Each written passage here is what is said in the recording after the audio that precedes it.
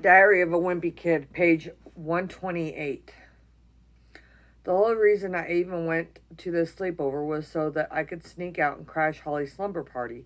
But Rolly's friends were more interested in Sesame Street than they were in the girls. All those guys wanted to do was play with a bunch of party games, blind man bluff, and kind of things like that.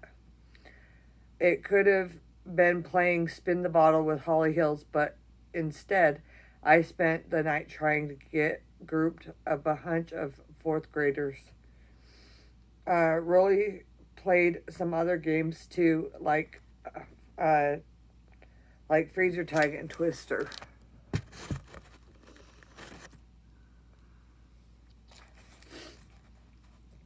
I excused myself to go upstairs with when someone suggested we could play Who Licked Me. I called to come pick me up, but was out with Dad, so I knew I was stuck with this kid for the night. About 9:30, I decided just to go to sleep, and the night was over there. But those guys came into the bedroom and got massive pillow fights, and they yelled to and let me yell to you. It's not easy falling asleep with sweaty kids falling all around you every 5 seconds. Eventually, Mom came upstairs and told everyone it was time to go to sleep. Even after the lights went out, Rolly and his friends stayed up half the night giggling. They must have felt or thought I fell asleep because at one point a bunch of them snuck up on me and was trying to put my hand in a bowl of warm water trick. Well, that was enough for me. I went downstairs to sleep in the basement, even though it was pitch black down there and I couldn't find the light. I left my sleeping bag upstairs, and I made that mistake because it was freezing in the basement. I did not want to go back upstairs and get my stuff, so I curled up in a ball and tried to conserve my body heat as much as possible to make it through the morning. I think it probably lasted all night long, but it felt like a lifetime. When the sun came up this morning, I found a reason it got cold in the basement all night.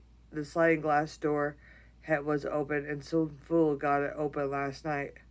It's really stunk because I definitely knew there was some way to escape last night. I definitely wouldn't have taken it. Definitely would have taken it. When I got home this morning, I went back until Dad woke me up and he told me it was time for a soccer game. It turns out Roderick was right about the shag thing. I spent the whole game pulling back out balls from the bloppers, whatever that's called. Let me tell you, it wasn't a whole lot of fun. Our team won the game, and afterwards we were supposed to go out and celebrate, but Dad couldn't stick around. He also told Mr. Lynch if he was going to drive home afterwards. Well, I really did wish my dad had come and asked me what I thought about the idea first because I would have just gone with him. I was starving from all the digging around in the bushes, although I figured I'd just go with him. We went to the fast food place and I ordered 22 pieces of chicken, or 20 chicken nuggets. I went back to the restroom and I came back to the table. Excuse me, it's late. My food was all gone, but Eric Brickford dumped all my nuggets out with his big sweaty hands. If you ever wanted to know why I don't like sports teams, there is a lot of, there it is in a nutshell.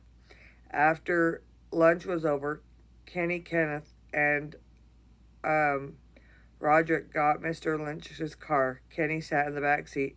Eric and I sat in the passenger seat.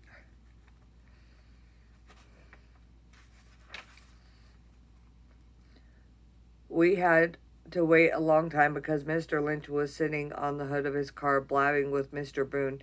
After sitting there for a while, Kenny leaned forward and back in the seat, laid on the horn for about 3 seconds. Honk!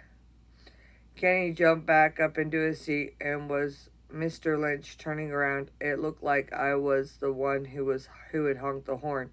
Mr. Lynch gave me a dirty look, turned back around, and talked to his assistant for another half hour. On the way home, Mr. Lynch stopped to run 5 hours. He wasn't in any hurry to get them done either. And this was Kenny and Eric were mad at me for getting us home so late. So I get the feeling for this type of intelligence I'm dealing with here, Mr. Lynch dropped off last on the way up the hill, and the Snellas were out front in the yard. It looked like they were trying to get some kind of clips into the Americans Family Funniest Videos. I guess they just don't feel like waiting around for a few months for Seth's next half birthday party.